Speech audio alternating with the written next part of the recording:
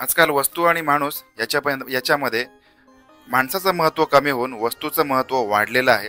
आणि ते इतकं वाढलेलं आहे की त्या वस्तू मिळवण्यासाठी त्या वस्तूसाठी माणसं एखाद्या व्यक्तीचा जीव घ्यायला मागे पुढे बघत नाहीत. आणि त्याच्यामुळे काय होतंय की आता आजकालच्या काळामध्ये अनेक गोष्टींचं स्टेटस सिम्बॉल बनत चाललेलं आहे. जसं आयफोन असेल, महागड्या गाड्या असतील, ब्रँडेड कपडे असतील, आणि हे सगळे मिळवण्यासाठी म्हणून प्रत्येक माणूस त्याच्या मागे धावतोय, पळतोय.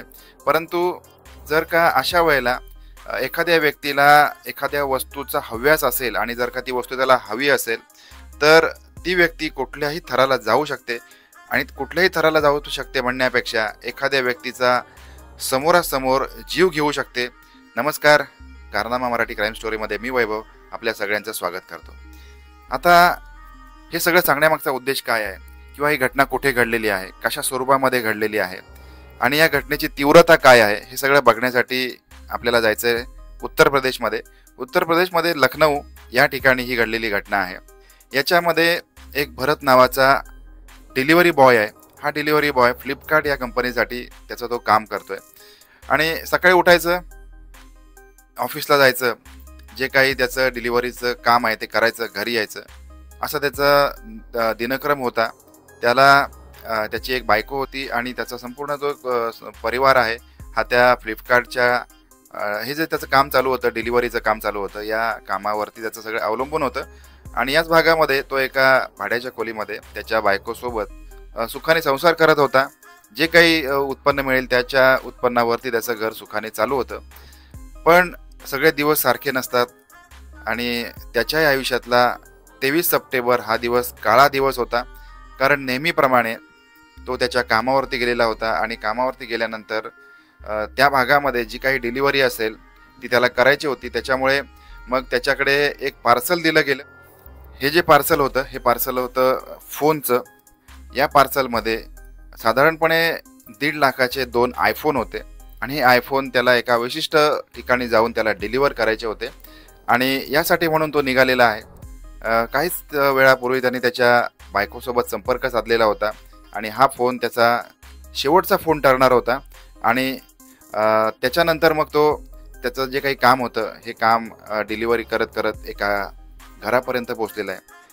त्या घराची त्यांनी बेल वाजवलेली आहे. आता ऑनलाईन कंपन्यांमार्फत डिलिव्हरी करण्याची जी पद्धत आहे ही पद्धत सगळ्यांना माहिती आहे. कारण एक OTP आलेला असतो, तो तुमच्या मोबाईलवरचा OTP त्यांना द्यायचा असतो.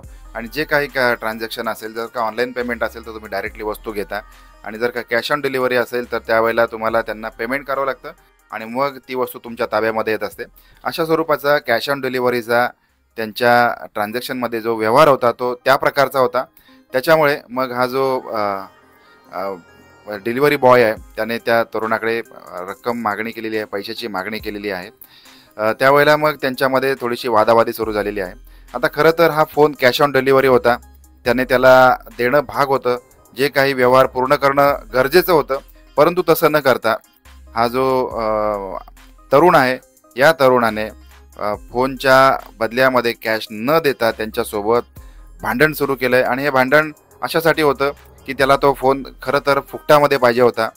आता या तरुणाला ही गोष्ट माहिती नाही की अशा स्वरूपामध्ये जर का त्या व्यक्तीशी तुम्ही भांडण केलं किंवा जर का काही तुमच्यामध्ये ट्रान्झॅक्शनचा जर व्यवहार असेल तर तुम्ही ती वस्तू परत पाठवू शकता. परंतु त्याला तो फोन हवा होता. आता 2 फोन होते, साधारणपणे 1.5 लाखाचे फोन.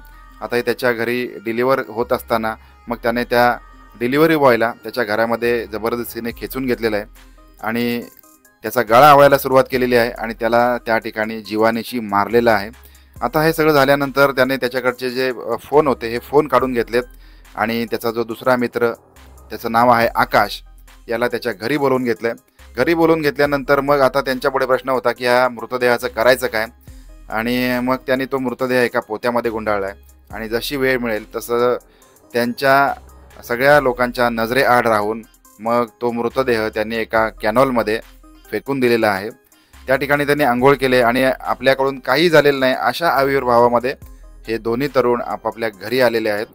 आता 24 तारीख गेलेली आहे, 25 तारीख आलेली आहे.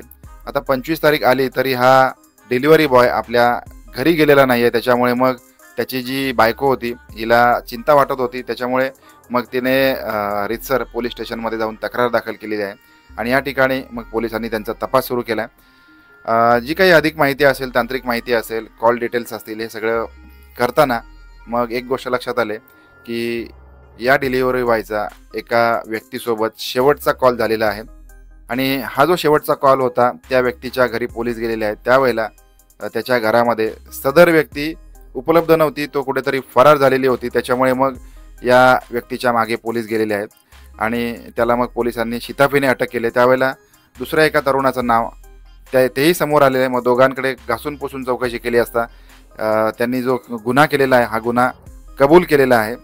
आता जाणाऱ्याचा जीव तर गेला, जे फोन मागवलेले ते त्या फोनसुद्धा आता त्यांना त्याचा वापर करता येणार नाही. उलट पक्षी या दोघांनाही कारावास घडणार आहे. आता ही जी अशा ज्या गोष्टी असतात, या गोष्टी करण्याच्या अगोदर अनेक लोकांच्या या गोष्टी कशा लक्षात येत नाहीत की प्रत्येक व्यक्तीला हे कायद्याचं बंधन असतं. प्रत्येक व्यक्ती कुणाचा तरी नोकर असतो आणि त्याच्यामुळेच त्याचं जे काम असतं हे काम त्याचं ते काम इमानाने इतबाराने तो करत असतो आणि हे काम जर करत असताना त्याच्या आपल्या हव्यासापोटी जर का आपण त्या व्यक्तीला जीवानिशी मारत असू तर याच्यापेक्षा वाईट गोष्ट कुठलीच नसणार आहे. आता ह्या संपूर्ण प्रकारामध्ये एक गोष्ट लक्षात घेण्यासारखी आहे की कोणीही व्यक्ती जर का तुमच्याकडे एखादा व्यवहार करण्यासाठी येत असेल तर तो व्यवहार ट्रान्सपरंट असावा. तुम्ही जी वस्तू घेताय त्या वस्तूच्या मोबदल्यामध्ये त्या व्यक्तीला त्याचा जो परतावा आहे हा दिला गेला पाहिजे. त्याचबरोबर त्या ट्रान्झॅक्शनचं जे काही बिल असेल किंवा जे लिखित पुरावा असेल हा देखील तुमच्याकडे असणं गरजेचं आहे. या सगळ्या गोष्टी जर का ध्यानात ठेवून जर का आपण व्यवस्थित चालत राहिलो, आयुष्य व्यवस्थित जगत राहिलो तर आपल्याला आयुष्य जगताना कमीत कमी अडचणी येतील. या सगळ्याबद्दलचं आपलं मत काय जरूर कळवा. भेटूया पुन्हा एकदा रात्रीबरोबर 9 वाजता नवीन क्राईम स्टोरी.